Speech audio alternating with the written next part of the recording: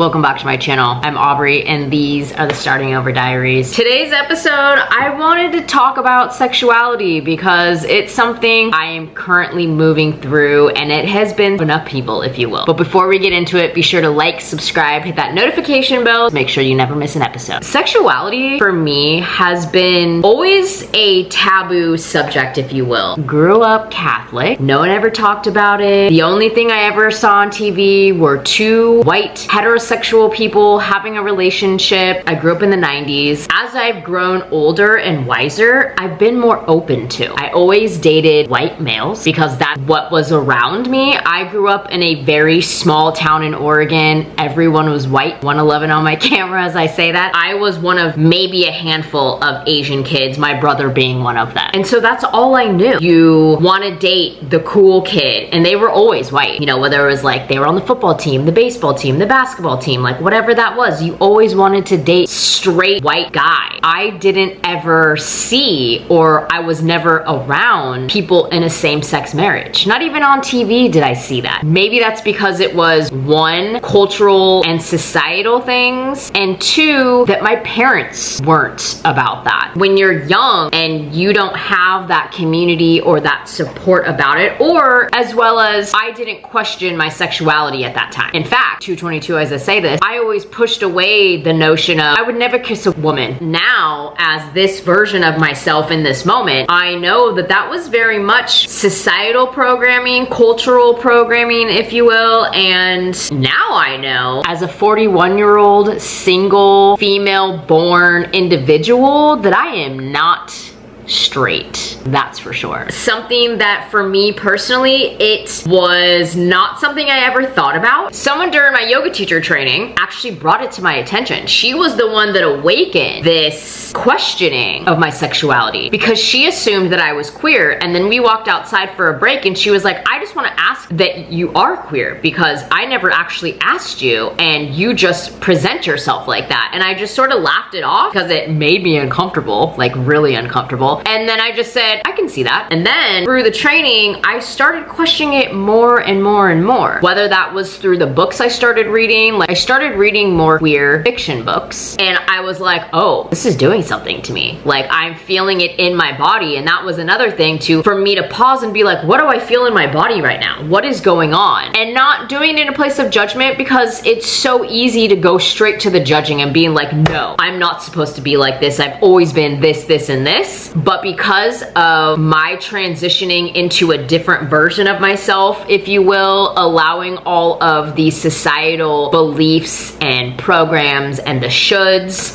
of who I'm supposed to be, that I was allowing those to fall away and being very open about like, oh, well, let's explore this because my body is telling me something and that for me has become a superpower. This is who I am. This is what I feel. Let's just explore it. And it's been a wild ride. Light bulb moment, if you will. I was at a BIPOC adoptees conference in the summer, and this individual, she walked up to me, offered me a bagel, and then we started talking because we were waiting for a session. And I looked at her and I didn't even hear what she was saying. All I heard in my mind was, oh, I am definitely not straight. And then I went through the spiral of, I find you attractive. Okay, I'm not straight. What does this mean? What is my body telling me? And then like I got myself out of it, and then we proceeded to have the conversation, but it was freaking wild, y'all. Her and I had hung out a couple times. What it taught me was that I was still very much healing relationship parts in myself, but it never went anywhere. Also, because we met during Mercury retrograde, and when you meet someone during Mercury retrograde, that stuff doesn't last, just saying. Both went our ways. Because I am no longer on social media, Instagram, TikTok, I had signed up for an email, queer social PDF, of different queer events that are happening around Portland because I wanted to stay in the know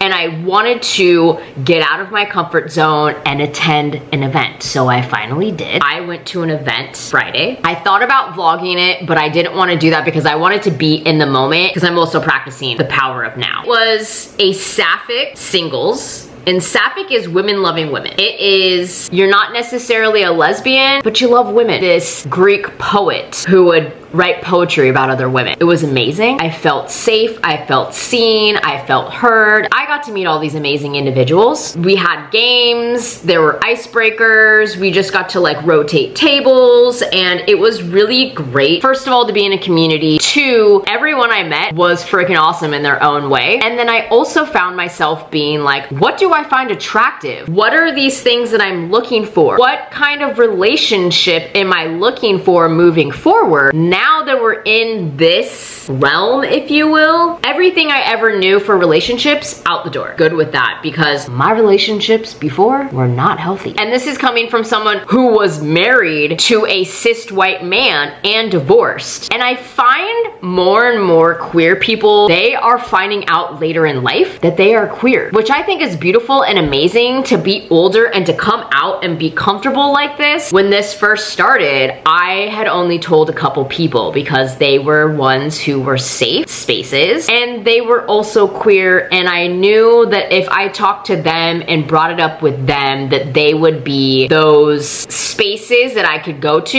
if I had a question, if I wanted to learn more about different pronouns, or if I wanted to go out with the queer community. It's been very liberating, if you will, for me to know that like, yo, I'm not straight. Right now, I feel that I'm bisexual because there are still men that I see, I'm like, damn. But then my human starts thinking about like all things men, 11 as I say this, a penis and balls again. There are a lot of men who still need to do like the inner work, and I'm like, oh, okay, I'm not there yet. But to also not just have that as a blanketed statement, to know that there are individuals who are doing the work and that I can stay open to it. That's where I'm at. And it's been very eye-opening for me. And it's, again, like I said, it's been very liberating. I feel more like myself. I feel like when I told the handful of friends about this, I instantly felt lighter. I instantly felt I was living my truth, speaking my truth, and doing this for myself, but also for all the ancestors in my lineage. My Mars and Venus placements are a prominent energy in my birth chart, and what I'm learning is that this part of my journey, the sexuality and reclaiming it as a creative power, even if I am celibate at the moment, that it is very healing to tap into this energy. Like, I was really young when I watched porn for the first time, like straight up. I can't remember what it was, but it was on Showtime,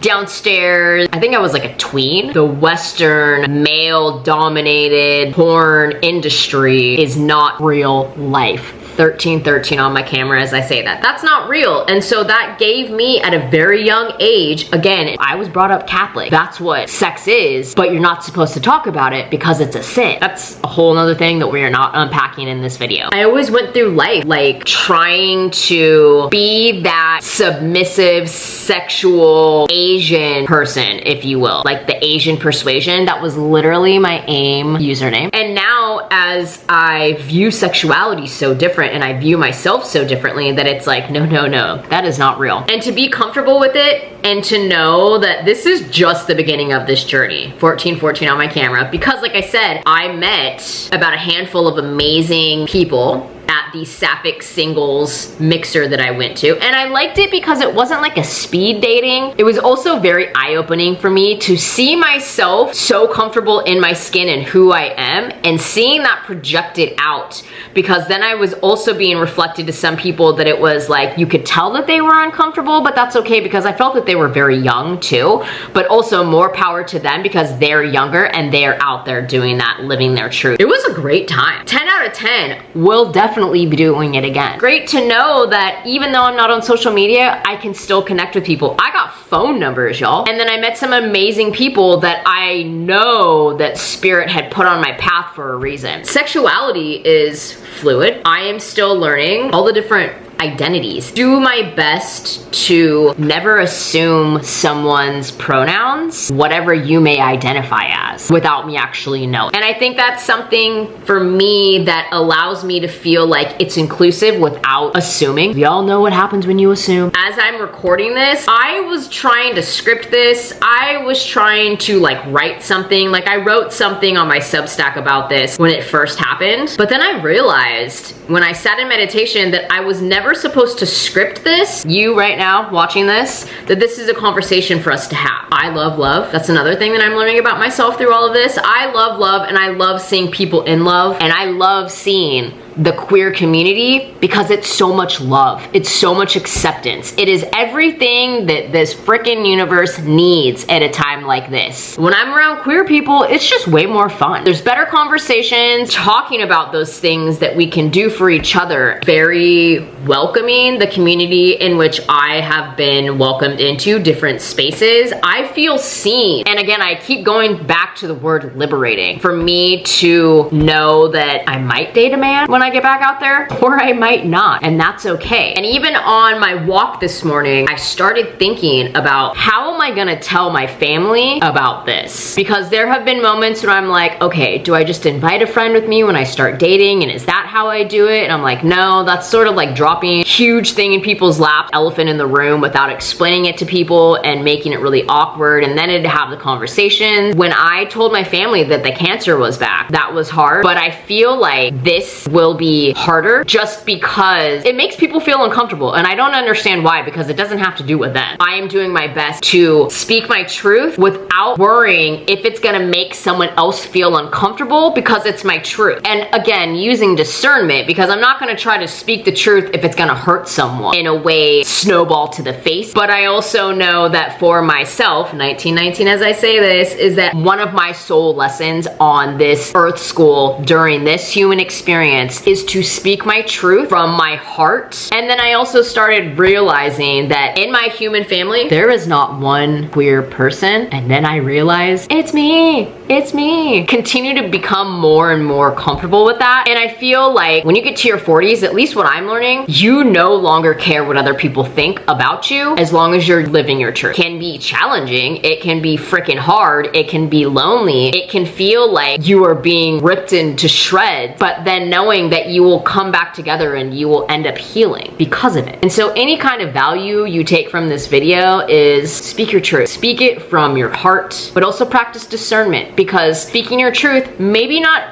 everyone you feel needs to hear it, are privy to that information as you begin. Maybe you need to find a safe space with certain individuals to share your truth before you share it with everyone else. Or maybe you just share it with a small group of people because you feel safe, because you feel seen, because you feel heard, and because you can trust these individuals. There are some people who don't know this about me. We're gonna be putting this on the internet. I would love to know in the comments if you have ever questioned your sexuality. I would also love to know if you are queer, if you are bisexual, if you are trans, whatever it may be. My channel's mission is to be a safe space for people to come here and to be themselves without any judgment, with compassion and kindness and love. I am incredibly grateful for your time, your presence, your energy, and stopping by my corner of the universe. Thanks for watching. I'll see you in the next one.